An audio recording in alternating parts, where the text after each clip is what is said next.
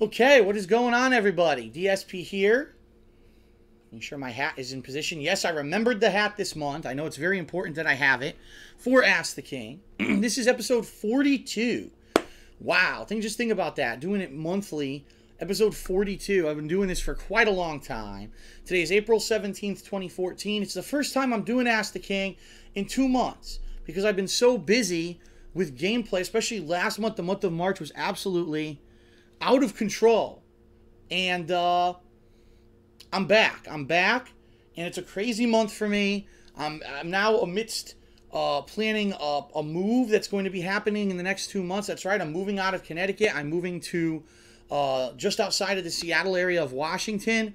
If you want the full skinny on that, watch the pre-stream. I just did a pre-stream video for Ask the King where I kind of explained the whole situation. I don't want to reiterate it because this is about your questions. It's not about me talking about myself unless you want to know about it, okay? And that's right, for the first time in almost a year, the return of paper.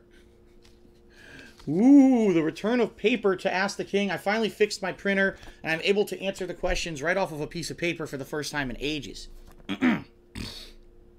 So, we've got so many questions saved up because it's been 2 months that I am not taking any dial-in questions, and I'm also not doing any stream chat questions. We have enough great questions just from the forums, Twitter and Facebook, to fill an entire episode. As usual, I will be doing this in about 30-minute increments, and then I'll end it and do a quick break in between, okay? If you're watching this on YouTube, the videos will be separated by 30-minute increments or so you can just go to the next video. If you're watching this on Twitch, well, there will be short commercial breaks in between for me to rest my voice and prepare for the next segment, okay? So, without further ado, let's get started. And this month, we've got 2 questions that were kind of very common, meaning many people asked them. And I just wanted to clarify for everyone and answer these questions collectively at the beginning of the episode so that they're all clear and you know what the answers are to them, all right? So, question number 1 was, Phil, now that you are going to be moving in the next couple of months, what is the future of Smart Guys? Smart Guys is myself and John Rambo's long-running, I mean, we're talking, what was it, 2010 when we started that thing? Pro wrestling commentary show. And just, in fact, this Saturday it's returning after a couple weeks hiatus to talk about WrestleMania and everything we think about what happened at WrestleMania and afterwards. Probably going to be a really big and popular one. And people love the show. It's one of the few things that I do that isn't directly gaming related. It's something else that I like, and people really enjoy that show and want to know what's going to happen to it. Well, the bottom line is, first of all, I've already explained this, but I guess a lot of people didn't catch on. We already did a show, Smart Guys, where we weren't together. That's right. There was actually 1 month when John couldn't make it for the show. However, we were able to do it over Skype, where I had, his face here, my face here, and we did it that way. And the bottom line is, since we're not together, we will have to do it that way. So from now on, Smart Guys will continue after this move, which is coming up in the next couple of months, but it will be a Skype-based show. It'll still be live streaming. It'll still be on YouTube. There'll be literally no change to you, the viewer, besides you're going to have to watch us talking over Skype via sitting on the same couch next to each other, okay? So, Smart Guys will continue. Do not worry. It's not going anywhere. Now, the second common question that I got this week was a weird one because I got it from like 7 people within the past day. This big news was just announced. Now, for those of you who didn't know, Amazing Spider-Man is a movie. It's coming out within the next couple of weeks. It's the first big blockbuster of the summer, okay? And it's the big Marvel movie that's being released this year. Of course, there's Guardians of the Galaxy later, but that's not exactly the mainstream Marvel movie this year. And so, it was announced... Amazing Spider-Man 2, the tie-in video game. If you guys remember a couple of years ago, Amazing Spider-Man, the video game, was actually really good, and I actually named it one of my favorite games of the year. It was a really well-done Spider-Man game. The graphics were good. The gameplay was pretty varied, and I very much enjoyed the game, despite the fact that I didn't like the movie. So now the sequel's coming out. All of a sudden, it was announced, after months of people pre-ordering this game, that the Xbox One version of the game is indefinitely delayed and may never come out. So just to clarify, this game will be out for Xbox 360, PlayStation 3, PlayStation 4, but not Xbox One. And a lot of people were like, what happened here? it was available for pre-order. It was this big thing. I wonder what could have happened that the game was almost anything but, just canceled for Xbox One. And a lot of people now are starting conspiracy theories. Oh, it's so because it's Sony. The movie is a Sony movie, and maybe Sony did something. Listen, if that was the case, it wouldn't be coming out for Xbox 360 either. All right, there's no conspiracy here. More than likely, it was either in the works being ported, or they realized it wasn't going to be done in time. I don't know. And this happens. This weird stuff where these companies just cut their losses. I'm sure at this point, this late into the game, they must have invested money into it by now. So who knows what really happened behind the scenes. It is kind of a weird thing that a game this close to release, we're only 2 weeks away, would all of a sudden just say, nope, it's not coming out for a certain console. But I don't really feel there's any kind of conspiracy, behind the scenes that, you know what I mean? I don't think so. I think, if anything, it might have been a very technical, developmental issue. They thought they could port the game quickly enough, and then they realized they couldn't for whatever reason on the Xbox One. Okay. So now for individual questions. And the first one today is going to be from someone named Crinks. And he asks the following. He says, "Hey, Phil, I was recently following a 720-hour Pokemon XY marathon on Twitch. Whew. The idea that I could tune in at any time and know the stream was live was such a cool thing. My question is, would you consider doing a streaming marathon? Nothing that crazy, but maybe a 24-hour marathon of a popular game or multiple games. I think this would be something cool and new for your channel.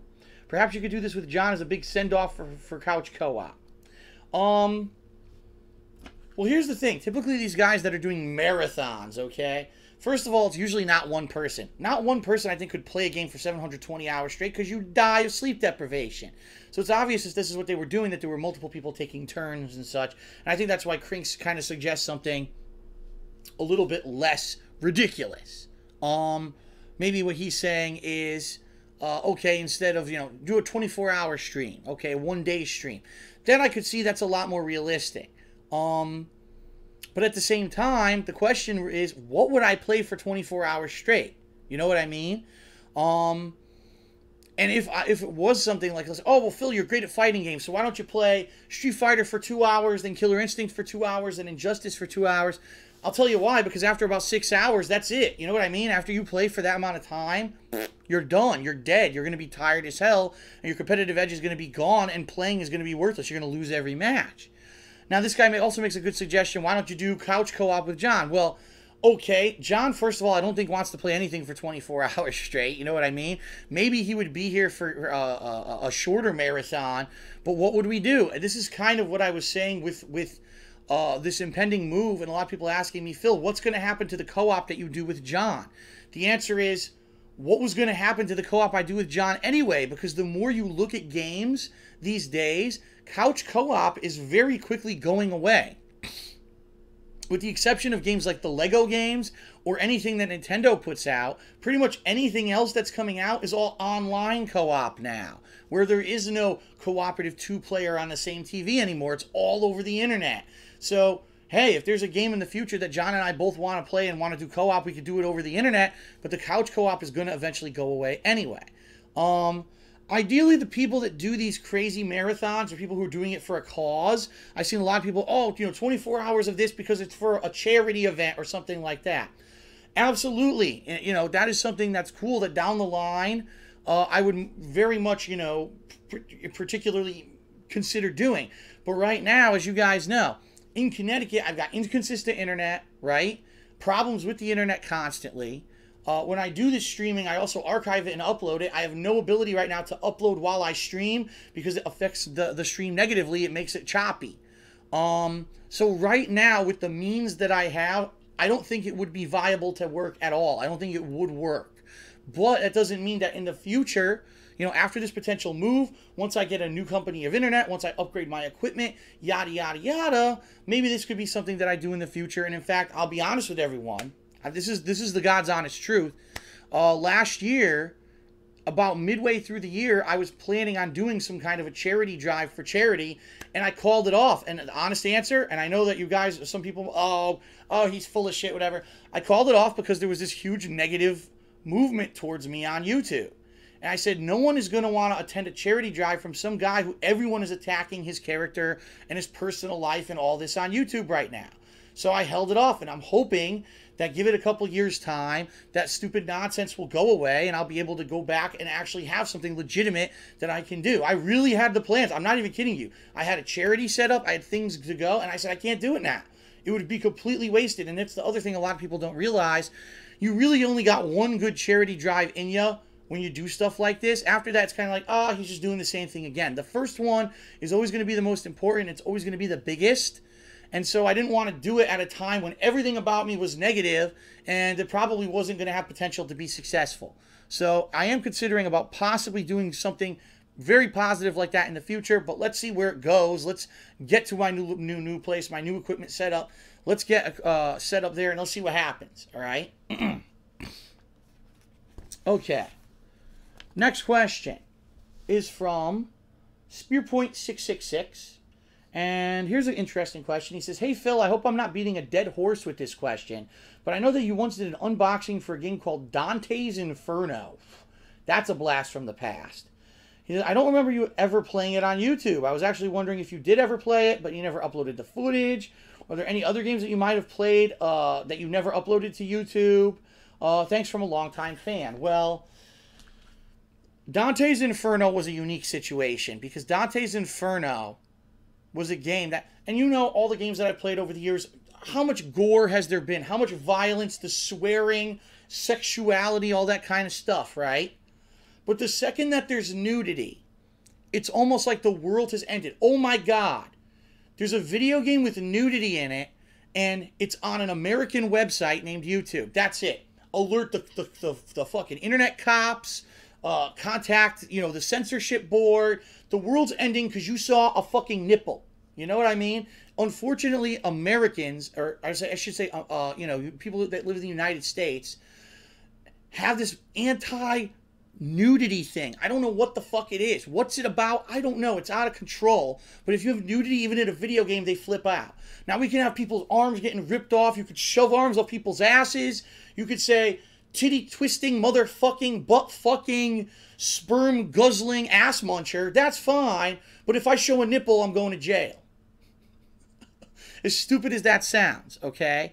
And so what happened with Dante's Inferno was it was a game that was very much similar to, say, God of War, but it had an interesting premise because the plot actually followed the epic poem by Dante of his Inferno, all about the levels of hell, and this guy Dante was fighting through to save his dead wife who was murdered at the beginning of the game, and he's fighting giant he goes to lust, which is one of the 7 deadly sins, and he's fighting a giant monster with naked titties, but she has like dick missiles and shit that she fires.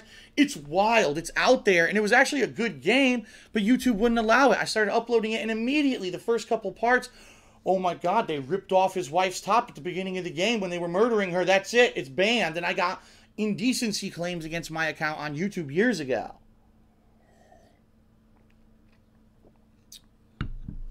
So, because of this, I was never able to upload the playthrough to YouTube. Now, at that time, this was years and years ago. This was what, like I think it was 2010, it was either late 2009 or early 2010, something like that.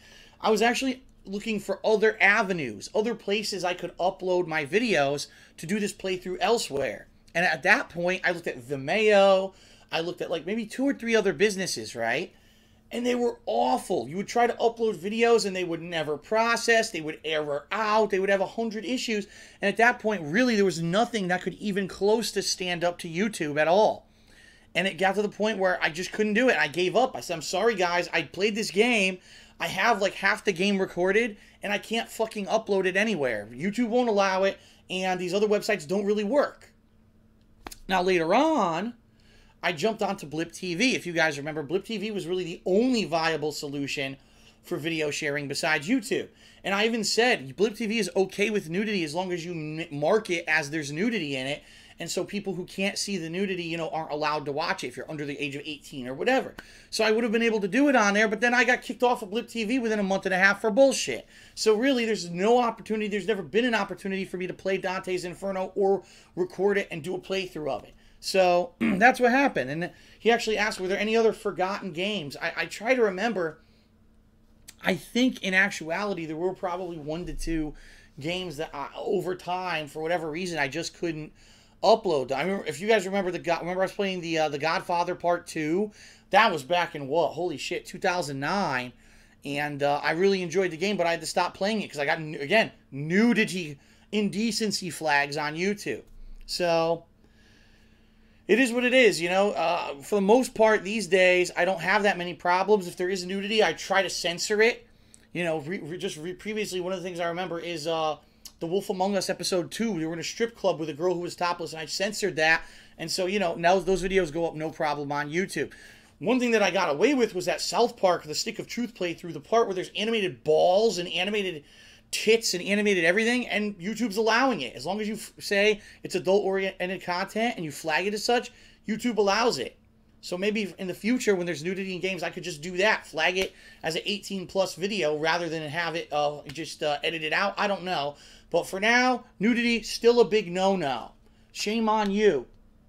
Okay.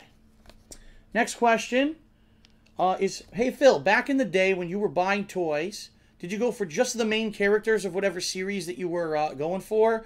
Or did you get just the hero of the series and then a ton of bad guys? And the answer is from Clo452. Interesting question because most people don't even get action figures anymore, right? So it really is a dated question. But I remember for me, a lot of the times, I'll be honest, I thought the villains of the series looked cooler than the heroes of the series. And I actually remember with things like He-Man, Transformers in particular, there were, you know, I liked a lot of the villainous characters and the way they looked. And really, the heroes I got around to later. So I remember with He-Man, I got Skeletor, and I got all the main villains like Beastman, Cyclops, and then when the Snake Men came out, oh my god, Hordak and the Snake Men was this huge line of action figures that were just characters that were kind of secondary characters.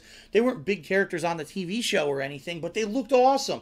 The guys had snakes' arms, and they're two-headed snakes, and some of them you could interact with, mix and match body parts, or one of them he could spit water. I loved that shit, and I thought it looked really cool, and I wanted those before I wanted to go to get the heroes to fight them, which was pretty funny.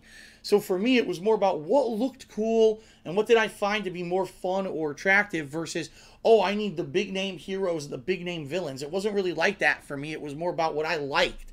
And I ended up a lot of the times having a ton of secondary characters you barely even heard of taking on the hero versus, you know, only the main heroes and the main villains going at it. That was kind of how I approached it. All right. Next question. He says, hey, Phil, I was asking how come you never play Call of Duty with your fans anymore? Will you ever play it with fans again? Because I really like to play Black Ops 2. That's from Comeback Kid 232.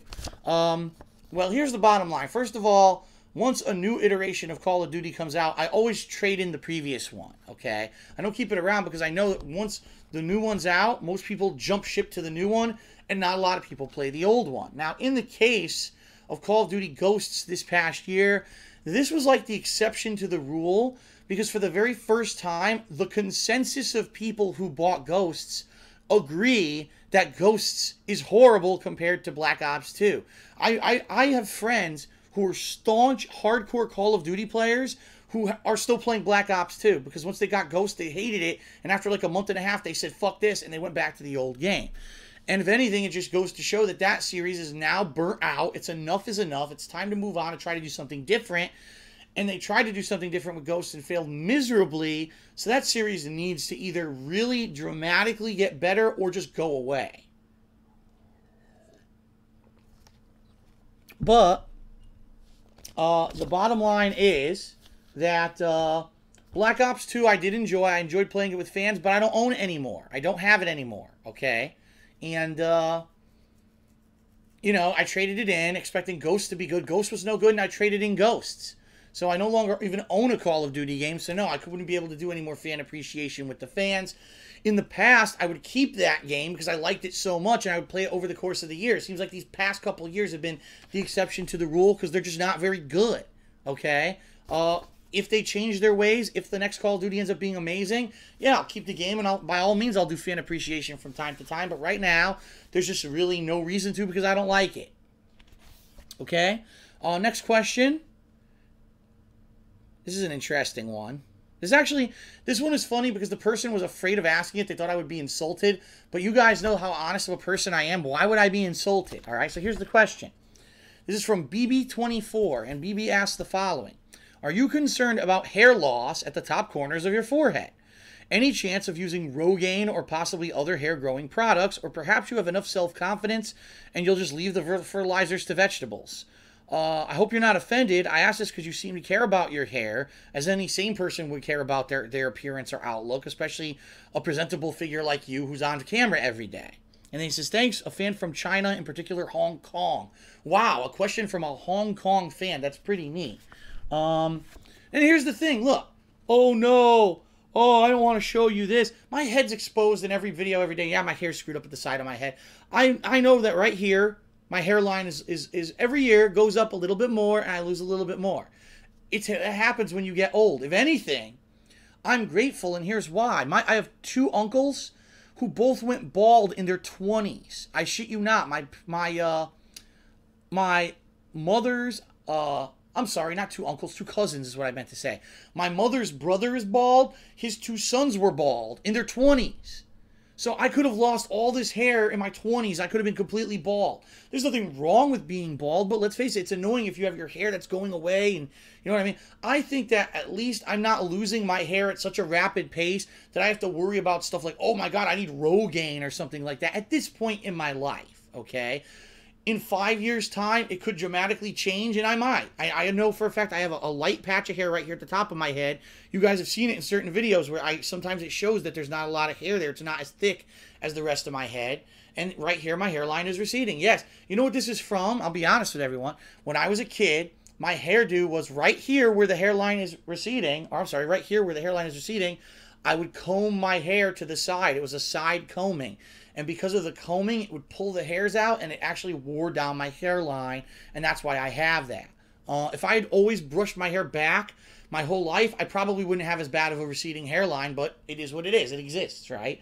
But no, I'm not vain. You guys know that. You don't see me here wearing designer clothes and high-class stuff. I'm a normal guy. I consider myself Joe Average. I'm the average dude. And I don't need to be here showing off with super high quality, perfect facial hair and hair on my head and jewelry and all kinds of shit. No, you know, I'm not about that. It's never been about that. In a few years' time, if it looks weird and it's jarring because I'm losing my hair, then I would consider it. But no, I don't think that I'm in any condition that I need to consider anything like that at this point in my life. Okay. Let's see. Next question. Well, poo, it cut off this guy's name. Oh, no it didn't. Okay, it's a two-parter that got cut between the pages. All right, this is a long one, and this might be the last one for this part of Ask the King, so let's get into it. All right, so first of all, this is from either Tringetto or Drinhetto. I apologize, I don't know how to pronounce your name. Here it is. This is a good one. Here we go. So, hey, Phil, before I actually ask my question, let me share a personal story that's pertinent to it. I heard some shouting coming from outside, and I looked into my window and I saw an argument between a boyfriend and a girlfriend, I'm assuming here. Then I saw them approach each other, and suddenly they wrestled each other and fell to the ground. Okay. At first, I didn't know what they were doing, but as I watched more, I had this real deep gut feeling that they were fighting each other on the ground. So thinking that if I didn't do something, someone might get hurt or something bad could happen, I decided to call the cops, and I told my dad of my intentions. However, my dad discouraged me, and he gave me a lecture that minding your own business is better than butting into a situation, even if it involves someone getting hurt. So my question to you, Phil, is this. Do you think that it's better to be a good Samaritan or a person who minds his or her own business. I feel like I don't see which one is better anymore because they both have negative consequences. If you pick the Good Samaritan route and you help people whenever you see them in trouble, then you're going to be labeled as a snitch. And you know what people say? They say snitches get stitches because people will go after snitches. If you pick the person who minds his or her own business and ignores everything that's going on around them, then you're letting people get away with crime, and people who are in danger or die can get seriously injured because you did not take action. So sorry about making this seemingly a very lengthy post, but I had to get my thoughts out about this. Wow. What a good question. Seriously, this is a dilemma. This is actually, of anything, a cultural dilemma across the world, okay? And here's the thing. I know plenty of people, Trinhetto, who have your dad's mentality. For them, the way they see it is this. Listen, I got to make sure that I do what's best for myself, that I am not violating my own ethical code, and that what I do is in line with my morals and standards. I'm too busy worrying about me, my loved ones, my family, and protecting them to worry about what everyone else is doing. If all I cared about was what everyone else around me was doing, I would never do anything concerning myself and my own family, and everything would fall apart. And the mentality that if you see something going on that's bad, ignore it, walk by and ignore it, because that is the best thing for you and to protect you and your family. Let's face it. If there's an armed robbery going on across the street and you walk by and you ignore it, well, there's no chance those armed robbers are going to come after you because you didn't say anything about them, right? And I'll be honest, there have been huge profile cases in U.S. history where there's a witness, or some people, the negative description of a witness is a snitch, someone who tells because they know something, or some kind of a crime was going on, or something was happening that they saw, and they go to testify, and they get killed. And now who's better off? Sure, maybe the criminal's going to jail, but now your family doesn't have you anymore. What if you were the breadwinner from your family? What if you were the person who protects your family? What if you were a valued loved one? You know what I mean? And you had responsibilities, and now all that's gone because you put yourself on the line. The flip side of that argument is, well, if you are seeing something evil going on, and you know it's evil, you know there's high potential that someone could be getting injured or hurt, you know that there's high potential that something could eventually lead to a huge negative for a lot of people, or maybe just a really huge negative for one person, and you're seeing it happen, that it is your responsibility as a human being to do the right thing and either intervene or report what you're seeing. And a lot of people have this morality in them where they feel an actual pain inside that I have the opportunity to help this person and I didn't. And there's actually places in the United States that have what are called Good Samaritan laws. It was actually funny, the very final episode of this very long-running sitcom Seinfeld featured the cast of Seinfeld, who were very cynical people, very self-centered people. The cast of Seinfeld were not people to be envied. They were funny because they were so kind of almost bad people. The final episode, they're walking through this small town. This dude's getting mugged right in front of them, and he's yelling, "Help, go get the police, please do something, help." They completely ignore it. And at the end of the episode, they all go to jail because there's a Good Samaritan law in effect saying, you had an opportunity to help someone and go get help and you ignored it, you go to jail now because it's illegal. And, it's a big source of controversy worldwide, this mentality. Do you do the right thing? Is it the right thing? Because who's to say what's right and wrong? You know, it would be nice if we really had in stone a 10 commandments from some higher power that said this is right and this is wrong and this is what you should do. The problem is we don't have that. Right? We don't have it in writing. A lot of people, their whole lives are based off of faith or faithful beliefs in what's moral and what's not. And people will have ideological differences of what's right and what's wrong. Some people think that the family, the core family, and defending the family is the most important thing. Others say, fuck myself and my family. It's about everyone succeeding and everyone being safe. So everyone's going to have different ideological views. Ultimately, there is no right or wrong answer because it's very situational. What's to say that if this guy calls the cops on this girl and guy that are wrestling on the ground or whatever, and it's something silly. They were playing around and it just didn't look like they were. Or maybe this is a couple that does this all the time. They have these marital issues, but the wife is consensual of it. And I hate to say it, but there are plenty of women out there who unfortunately allow their men to do kind of stuff to them that they should not. They should be standing up for themselves, having more self-respect, and understanding that those people, regardless if that person loves them or not, wouldn't do physically harmful things to them. And there are women who are addicted to these kind of relationships and never leave them.